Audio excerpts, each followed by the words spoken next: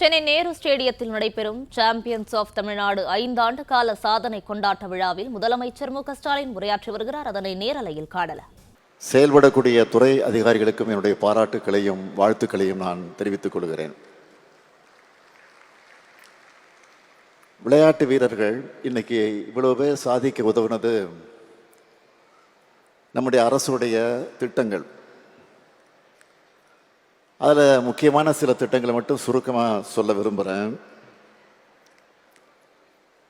முதல்ல முக்கியமானதை சொல்லணும்னா, கடந்த 4.5 ஆண்டுகளில் நேஷ்னல் மற்றும் இன்டர்நேஷ்னல் அளவில் மெடல்ஸ் வின் பண்ண 5406 விளையாட்டு வீரர்களுக்கு 177 கோடியே 80 லட்சம் ரூபாய் உயரிய ஊக்கத்தொகை வழங்கப்பட்டிருக்கு. இதில் என்ன ஸ்பெஷல்னா, மாற்றுத்திறனாளி விளையாட்டு வீராங்கனைகளுக்கும் மற்ற விளையாட்டு வீரர்களுக்கு இணையாக இந்த தொகையை நாம் வழங்கிட்டு வரோம். இதுலேயும் நாம தான் முன்னோடி. இதுவரை 241 மாற்றுத்திறனாளி விளையாட்டு வீராங்கனைகளுக்கு 29 கோடியே 67 லட்சம் ரூபாய் உயரிய ஊக்கத்தொகை வழங்கப்பட்டிருக்கு. இதன் தொடர்ச்சியாக இந்த நிகழ்ச்சியில் பன்னாட்டு சாம்பியன்ஷிப் போட்டிகள், அகில இந்திய பல்கலைக்கழகங்களுக்கு இடையிலான விளையாட்டுப் போட்டிகள் மற்றும் தேசிய அளவிலான விளையாட்டுப் போட்டிகளில் பதக்கங்கள் வென்று தமிழ்நாட்டுக்கு பெருமை சேர்த்திருக்கக்கூடிய 1172 வீராங்கனைகளுக்கு 33 கோடி 51 லட்சம் ரூபாய்க்கான உயரிய ஊக்கத்தொகை வழங்கப்பட்டிருக்கு. இதுவரை மொத்தம் 6578 வீரர்களுக்கு 211 கோடியே 39 லட்சம் ரூபாய்க்கு ஊக்கத்தொகை வழங்கியிருக்கிறோம். இந்தியாவிலேயே வேற எந்த மாநிலத்திலேயும் இந்த அளவுக்கு ஊக்கத்தொகையை வழங்கியிருக்க மாட்டாங்க. 2023ஆம் ஆண்டு நான் தொடங்கி வச்ச தமிழ்நாடு சாம்பியன்ஸ் ஃபவுண்டேஷன் மூலமாக விளையாட்டு வீரர்களுக்கு தேவையான உபகரணங்கள் வாங்கவும், அவங்க இன்டர்நேஷ்னல் கேம்ஸில் பங்கேற்கவும், இது தொடர்பான இதர செலவுகளுக்கும் இதுவரை 4231 பேருக்கு 30 கோடியே 21 லட்சம் ரூபாய் நிதி உதவி வழங்கப்பட்டிருக்கு. விளையாட்டு கோச் எவ்வளவு முக்கியம்னு உங்களுக்கு நல்லா தெரியும். கடந்த ஆட்சியில் சுமார் 10 ஆண்டுகளாக கோச் யாரும் நியமிக்கப்படவே இல்லை. அதைத்தான் தம்பி உதயநிதி பேசுகிற போது குறிப்பிட்டு சொன்னார். நாம் ஆட்சிக்கு வந்த பிறகுதான் அதை மாற்றி 2023ஆம் ஆண்டு 76 பயிற்றுனர்களை பணியில் அமர்த்தி இருக்கிறோம். மேலும் 4 மாற்றுத்திறனாளி பயிற்றுனர் உட்பட 34 பயிற்றுனர் பணியிடங்களுக்கான அறிவிப்பை போன மாதம் வெளியிட்டோம். ஆண்டுதோறும் சர்வதேச அளவிலும் தேசிய அளவிலும் பதக்கங்கள் பெற்று சிறந்து விளங்குகிற 2 பெண் மற்றும் 2 ஆண் விளையாட்டு வீரர்கள், 2 சிறந்த பயிற்றுனர்கள், 2 சிறந்த உடற்கல்வி இயக்குனர் அல்லது உடற்கல்வி ஆசிரியர்களுக்கு முதலமைச்சர் மாநில விளையாட்டு விருதும் 1 லட்சம் ரூபாய் பரிசும் வழங்கிட்டு வரோம். இதுவரை 22 பேர் இந்த விருதை பெற்றிருக்காங்க. அதே போல அடுத்து முக்கியமான ஒரு திட்டம்,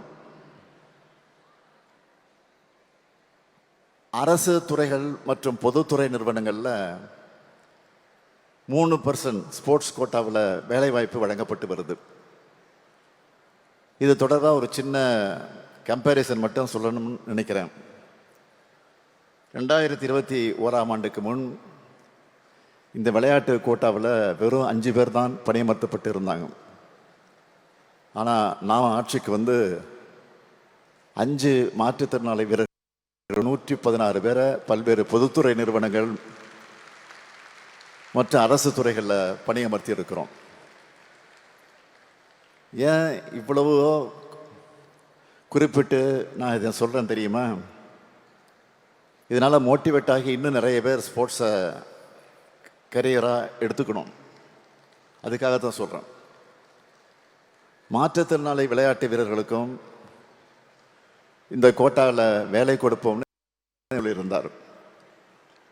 அதன்படி ஜீவோ வெளியிட்டு 62 பாரா வீரர்கள் உட்பட 178 விளையாட்டு வீரர்களுக்கு இன்று பணி நியமன ஆணை வழங்கப்பட்டிருக்கு.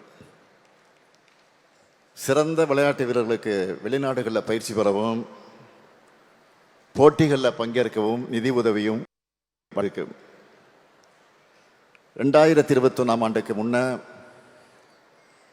எலிட் மீம்ஸ் மற்றும் சிடிஎஸ் திட்டத்தின் கீழே பயன்பெற்ற விளையாட்டு வீரர்கள் 162 பேர். அதையும் நாம் 375 உயர்த்தி இருக்கிறோம். அவங்களுக்கும் சிறப்பு உதவித்தொகை திட்டத்தை பயன்படுத்துவதற்கான ஆணை இன்று வழங்கப்பட்டிருக்கு. பன்னாட்டு அளவிலான போட்டிகளில் பதக்கங்கள் பெற ஊக்குவிக்கும் எலிட் திட்டத்தை தொகையும் அதிகரிக்கப்பட்டிருக்கு. வெற்றியாளர்கள் மேம்பாட்டு திட்ட தொகையும் அதிகரிக்கப்பட்டிருக்கு. தேசிய அளவிலான போட்டிகளில் தங்கப்பதக்கங்களை வென்ற விளையாட்டு வீரர்களுக்கு இந்த திட்டத்தின் கீழே வழங்கப்பட நிதி உதவியும் அதிகரிக்கப்பட்டிருக்கு. இப்படி சாதனை மகுடம் வைக்கிற மாதிரி குளோபல் ஸ்போர்ட்ஸ் சிட்டி இன்னைக்கு அடிக்கல் நாட்டி இருக்கிறோம். 261 கோடி ரூபாய் மதிப்பிலான இந்த பன்முக விளையாட்டு உட்கட்டமைப்பு திட்டம் செம்மஞ்சேரியில் வர இருக்கிறது. அதில் என்னென்ன வர இருக்கிறது என்பதையெல்லாம் வீடியோவில் நீங்கள் இப்போ பார்த்தீங்க. நம்ம சென்னையை பொறுத்த வரைக்கும் இப்போவே செஸ்ஸு, கிரிக்கெட்டு, ஹாக்கி, டென்னிஸ் ஆகிய விளையாட்டுகளில் சர்வதேச அளவில் ஒரு முக்கிய மையமாக இருக்குது. இந்த திட்டம் வந்ததும் மற்ற ஸ்போர்ட்ஸ்லேயும் சென்னை முக்கிய இடத்தை நிச்சயமாக பெறும்.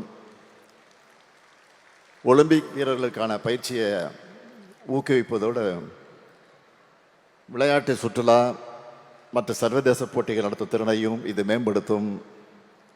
நான் முதல்வன், புதுமை பெண், தமிழ் புதல்வன், கல்லூரி மாணவர்களுக்கு லேப்டாப், திராவிட மாடல் அரசினுடைய பெரும்பாலான திட்டங்கள் இளைஞர்கள் மேம்பாட்டை அடிப்படையாக கொண்டு அமைக்கப்பட்டிருக்கிறது.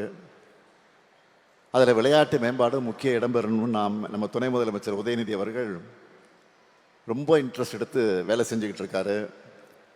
அதற்கு சாட்சி தான் இங்கே உணர்ச்சி பொங்க பேசிய வீராங்கனை ஸ்னேகாவோட பேச்சு அமைந்திருந்தது என்பதை நாம் கண்கூடாக பார்த்தோம். விளையாட்டு வீரர்கள் ஒவ்வொருவரும் உங்கள் ஃபீல்டில் மெடல் அடிக்கணும். இன்னைக்கு உலகம் போகிற வேகத்துக்கு ஒரு முறை மட்டும் வின் பண்ணால் போதாது, தொடர்ந்து வின் பண்ணணும். பிளே ஸ்டோர் மற்றும் ஆப் ஸ்டோரில் இருந்து பாலிமர் செயலியை QR கோடு மூலம் பதிவிறக்கம் செய்யுங்கள். செய்திகளை உடனுக்குடன் பெறுங்கள்.